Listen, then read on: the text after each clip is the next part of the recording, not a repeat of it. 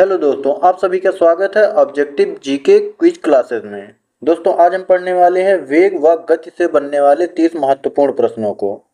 ये एक्सप्लेनेशन के साथ है दोस्तों। तो आप सभी नए हैं तो चैनल पे बने रहिए और वीडियो लास्ट तक जरूर देखिएगा। आइए प्रश्नों की तरफ चलते हैं। पहले हम देखते हैं वेग क्या है, यानी वेग क्या होता है। तो दोस्तों, वेग एक सदिश राशि है जो वस्तु की चाल व उसकी दिशा को दर्शाती है।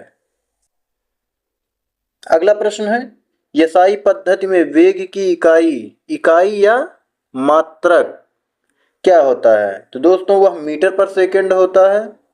अगला प्रश्न है, वेग और चाल में क्या अंतर है। तो दोस्तों, चाल केवल दूरी की दर है, जबकि वेग में दिशा भी शामिल होती है। अगला प्रश्न है, औसत वेग क्या अर्थ है। औसत वेग का क्या अर्थ है दोस्तों। औसत वेग कुल विस्थापन को कुल समय से भाग देकर प्राप्त किया जाता है। यही औसत वेग निकालने का तरीका है। अगला प्रश्न है, तात्कालिक वेग क्या होता है। तात्कालिक वेग क्या होता है दोस्तों। किसी एक विशेष क्षण में वस्तु का वेग तात्कालिक वेग कहलाता है। यानी तात्कालिक मतलब तुरंत का वेग। अगला प्रश्न है, समान वेग क्या है। समान वेग वह वेग है जिसमें वस्तु की चाल और दिशा दोनों स्थिर रहती है। अगला प्रश्न है, ऋणात्मक वेग क्या दर्शाता है। ऋणात्मक वेग दोस्तों दर्शाता है कि वस्तु विपरीत दिशा में गति कर रही है। यानी यहाँ कोई चीज है, इधर गति कर रही है, इधर गति कर रही है, ऋणात्मक दिशा में। अगला प्रश्न है, औसत चाल और औसत वेग में क्या अंतर है। दोस्तों, औसत चाल कुल दूरी पर आधारित होती है, जबकि औसत वेग कुल विस्थापन पर आधारित होती है। अगला प्रश्न है, वेग का मात्रक क्यों मीटर पर सेकंड ही होता है। तो दोस्तों, क्योंकि वेग विस्थापन यानी मीटर को समय सेकंड से विभाजित करने से प्राप्त होता है, इसलिए। अगला प्रश्न है, वेग का सूत्र क्या है। तो वेग बराबर दोस्तों विस्थापन बटे समय होता है। अगला प्रश्न है, वेग एक सदिश राशि क्यों है। क्योंकि वेग में परिमाण और दिशा दोनों होती है। अगला प्रश्न है, एक समान वृत्तीय गति में वेग में क्या परिवर्तन होता है। तो दोस्तों, एक समान वृत्तीय गति में वेग का परिमाण समान रहता है, लेकिन दिशा निरंतर बदलती रहती है। अगला प्रश्न है, वेग समय ग्राफ क्या है। यह एक ग्राफ है जो किसी वस्तु के वेग को समय के साथ दर्शाता है। अगला प्रश्न है, त्वरण और वेग में क्या संबंध है। तो दोस्तों, त्वरण वेग में परिवर्तन की दर को दर्शाता है। दोस्तों, अगर वीडियो पसंद आ रहा होगा तो ये जो प्रश्न दिए गए हैं बहुत ही ज्यादा शॉर्ट फॉर्म में लिए गए हैं दोस्तों।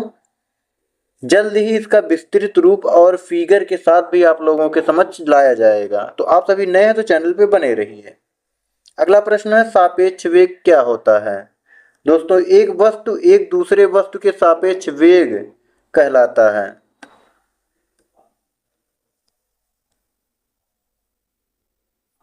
अगला प्रश्न है, मुक्त रूप से गिरती हुई वस्तु का वेग कैसा होता है। तो दोस्तों, मुक्त रूप से गिरती हुई वस्तु का वेग गुरुत्वाकर्षण के कारण लगातार बढ़ता रहता है। जैसे कि ऊंचाई से कोई चीज फेंकें तो पृथ्वी की तरफ गुरुत्वाकर्षण बल के कारण बहुत तेजी से ही गिरता है। अगला प्रश्न है, यदि एक वस्तु एक चक्कर पूरा करके वापस लौटती है तो उसका कुल वेग क्या होगा। तो दोस्तों, वेग शून्य होगा, लेकिन कुल विस्थापन शून्य है। अगला प्रश्न है, औसत वेग और तात्कालिक वेग में क्या अंतर है। तो दोस्तों, औसत वेग एक अवधि के दौरान कुल विस्थापन है, जबकि तात्कालिक वेग एक विशेष क्षण का वेग है। अगला प्रश्न है, प्रक्षेप्य गति में वेग का क्या होता है। तो दोस्तों, प्रक्षेप्य गति में वेग की दिशा और परिमाण दोनों बदलते रहते हैं। अगला प्रश्न है, वेग का संरक्षण नियम क्या है। यानी वेग का संरक्षण का नियम क्या है। यदि किसी निकाय पर बाहरी बल नहीं लगता है तो उसका कुल वेग संरक्षित रहता है, अगर लग जाता है तो संरक्षित नहीं रहता है। अगला प्रश्न है, क्या वेग का मान कभी नकारात्मक हो सकता है? बिल्कुल हो सकता है, जब वस्तु विपरीत दिशा में गति करती है तब। अगला प्रश्न है, क्या स्थिर वस्तु का वेग होता है? नहीं, स्थिर वस्तु का वेग शून्य होता है। जब कोई गति ही नहीं करेगा तो उसका वेग डेफिनेटली शून्य ही होगा। अगला प्रश्न है, यदि कोई वस्तु 10 मीटर पर सेकंड की चाल से उत्तर दिशा में जा रही है तो इसका वेग क्या होगा? तो दोस्तों इसका वेग 10 मीटर पर सेकंड ही होगा और यह उत्तर में होगी। अगला प्रश्न है, क्या चाल और वेग का मान समान हो सकता है? बिल्कुल हो सकता है, यदि वस्तु सीधी रेखा में एक ही दिशा में जा रही हो तो। अगला प्रश्न है, वेग का अनुप्रयोग कहाँ होता है?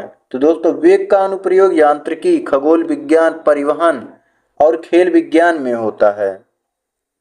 अगला प्रश्न है, यदि किसी पिंड का विस्थापन समय के वर्ग के अनुक्रमानुपाती है तो वह वस्तु गमन करता है।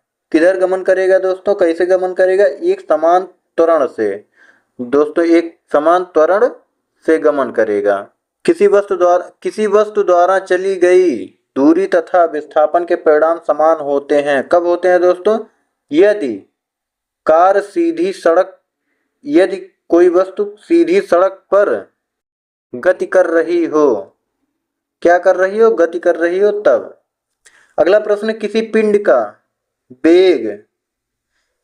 पिंड का वेग समरूप कहा जाता है। कब कहा जाता है दोस्तों?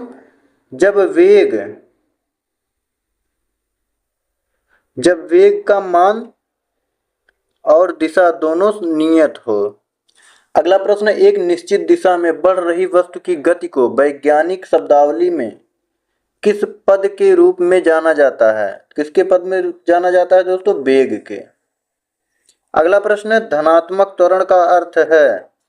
तो दोस्तों वस्तु का वेग बढ़ जाता है। धनात्मक त्वरण जब होता है धनात्मक तो वस्तु का वेग जो है बढ़ जाता है। हमें उम्मीद है दोस्तों इस टॉपिक का ये वीडियो आप सभी को हेल्पफुल लगा होगा। अगर लगा है तो इन सभी प्रश्नों का उत्तर आप सभी कमेंट बॉक्स में जरूर बताएंगे। देखते हैं आप लोगों ने कितना सीखा। थैंक यू, जय हिंद।